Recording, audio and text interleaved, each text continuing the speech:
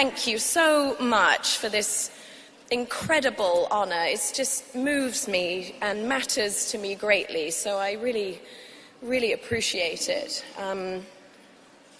You know, I ask my 4-year-old, Hazel, every day about what she learns in school. I ask her every day, and sometimes I'm met with, you know, she's 4, so it's like, I played, and I'm like, what else? You know, tell me. And, you know, it's probably because she's tired, or perhaps because I ask her every day, and she's tired of me asking about her day. But the other night, it was like she threw me a bone as I was putting her to bed. And she said, hey, Mummy, do you know how to get to Harlem? And I just sort of stared at her dumbly, and I said, how do you get to Harlem? And she goes, you take the A train, it's the quickest way. And I was like, what? You know, and I said, like the Ella Fitzgerald song? She goes, yeah, Ella Fitzgerald. And I almost wept, because Ella is like my jam, you know, and then I discovered that she was learning about the Harlem Renaissance at 4. And I've also been schooled on lava caves, never heard of them before.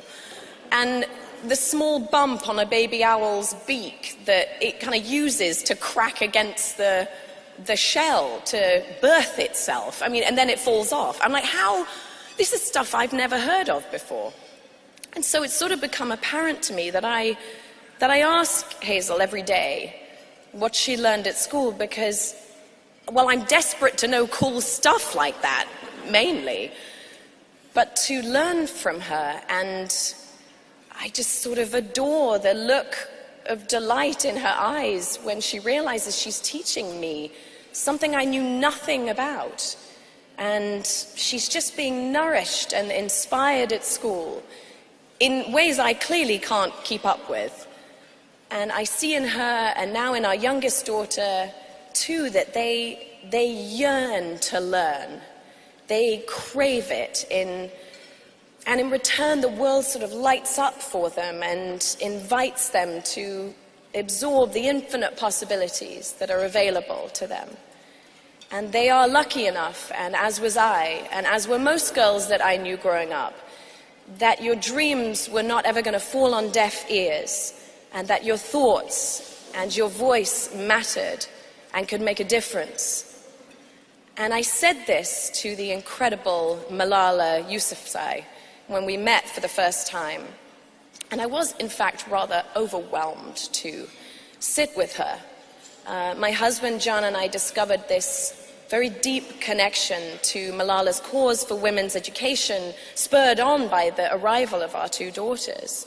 And she and her extraordinary father agreed to meet with us in London. It's a train ride away from where they now live in Birmingham, in England.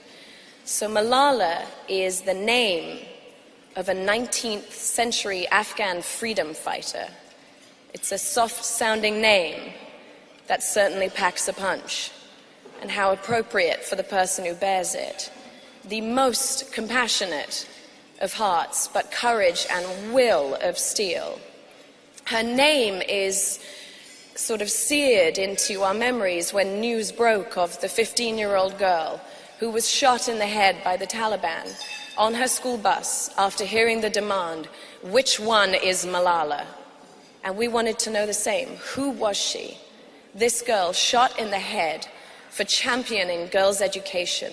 Who was she? She, along with her friends on that bus, was determined to continue her education no matter the threat. And as schools were bombed, and houses were raided, and teachers were killed, she was unbowed and untethered by the intolerable limitations that were placed on her freedom to be in the one place that she wanted to be, in school. And when the bullets rained down on these girls, the world stopped in their tracks, and they listened to Malala. But most importantly, so did millions of girls around the world put in the same position.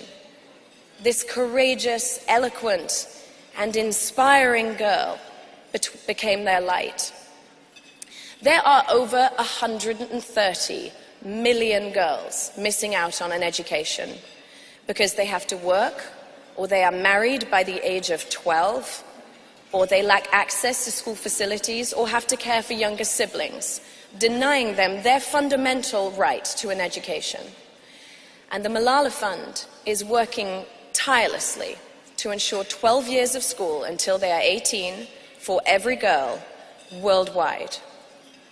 So from empowering local leaders to shift the old-fashioned mindsets of early marriage in Pakistan and many other countries, creating learning programs for out-of-school married girls in Kenya, they give access to quality education for Syrian refugees, building schools in remote and rural areas. They are girl by girl transforming communities.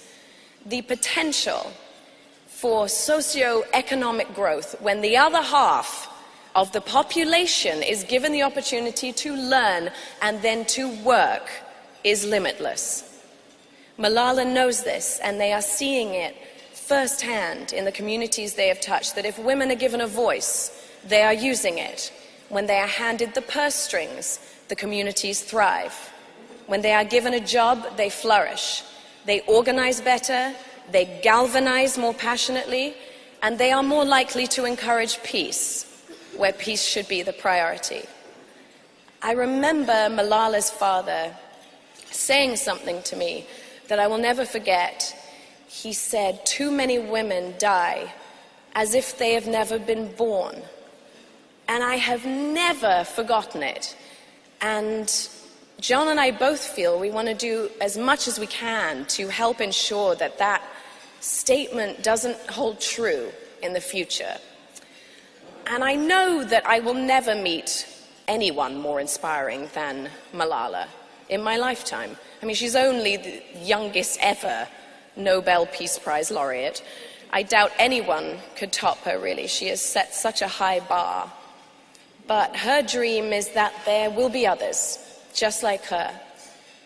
Because if one girl with an education can change the world, well, we just have to imagine what 130 million can do. So thank you so much. I'm so honored. Thank you. Thank you.